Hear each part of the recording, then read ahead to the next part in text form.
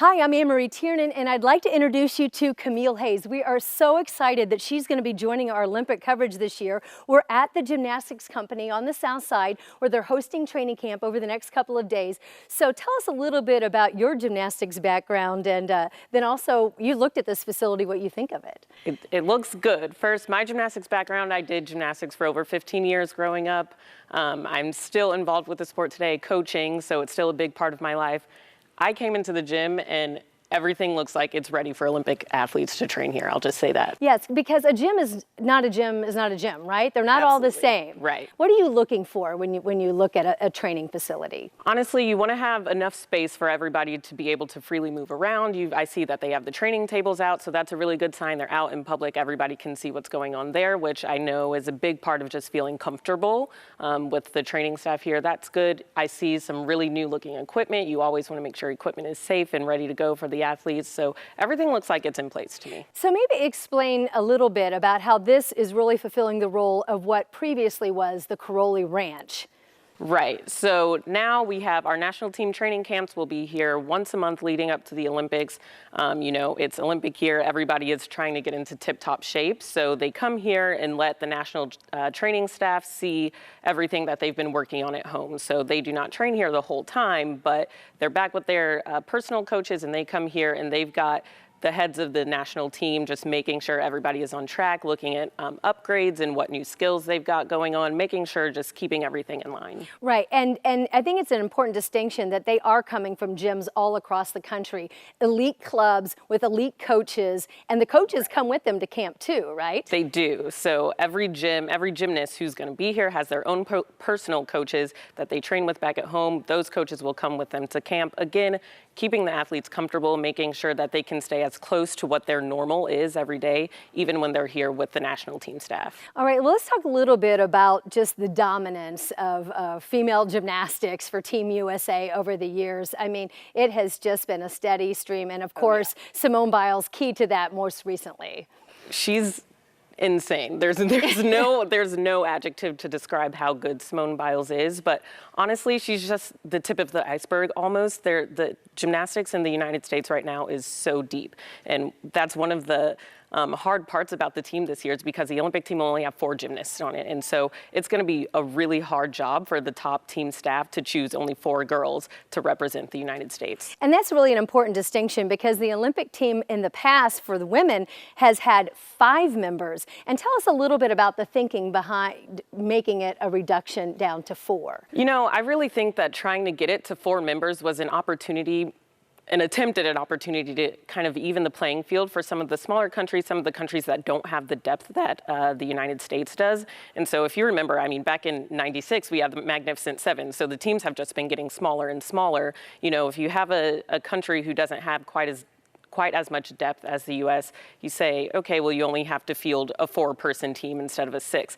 Unfortunately for us, for the United States, that just makes it that much harder because we have so much talent and it's so hard to choose. But now the selection is going to be a little bit different. I mean, it used to be Marta Caroli made the decision with the help of a team of staff, but it used to be that you would look at the different apparatus and perhaps if you had someone who was just amazing on bars, that they could be a team specialist, right? That 5th person could maybe just compete in one thing to help get the team gold. So how's the selection now of an athlete going to change? Because you can't just be really good in one thing anymore. Right. So really, who is going to have a step up on the competition is almost going to be those all-around gymnasts. So if you remember back in 2016, there was Madison Koshin, who was an excellent bar worker. I mean, Olympic silver medalist, so obviously worth her spot on the team. But now with one fewer spot, you're looking at the gymnasts who are going to be able to contribute in more than one area. So you're looking for those all-around gymnasts who can, you know, if one person drops out because it is a 3-up, 3-count competition, if one person, you know, is hurt or is sick, you have somebody who can step in any apparatus that they can. That's right. You got to win points. You got to have a place on the podium in every event, and that's key. Okay, and then we're talking about 4 girls being on the team, 4 women, correct myself there, but really there's 3 openings, right? with Simone. Right. I mean, there's Simone, and then everyone else is fighting for the 3 spots. And I mean, barring something astronomical happening, that spot is pretty much locked up for Simone. yes, there's always a risk of injury, and certainly we hope that that does not happen for anyone. So certainly, as we're looking ahead now, there are 19 girls who are here in Indianapolis for the next couple days for their first chance to have camp here in Indianapolis. When you look at that list and you're looking for 3 names, who do you think's in the mix there? It's tough. I'll tell you, probably one of the first things that we want to go back to is the 2019 World Championships that we just had last year. So you look at names like Kara Eaker, who was here, who is a beautiful beam worker. You look at Suni Lee, who's a beautiful bar worker, but finished at the top of the standings at Nationals last year. So she's making her way up into the all-around competition as well. And then obviously you have Morgan Hurd, who was a world champion. You know, she's going to be a big part of the conversation. Riley McCusker, again, was on that world's team, big part of the conversation there. So there's going to be a lot of fighting going on to get those. And explain to people that don't follow gymnastics as closely as you do why someone like a Lori Hernandez maybe isn't in your top picks at this point. Yeah, right now I think the biggest thing is just how long she took to come back into the sport. Almost 3 years. Right, and she has not competed since the 2016 games. And you know, she took her time off, which was well deserved. And she's you know, done some things with her personal brand and gotten some sponsorships and done her thing. And now she's kind of moving back into the gym and starting to train more. One of the things that we haven't seen is her in competition.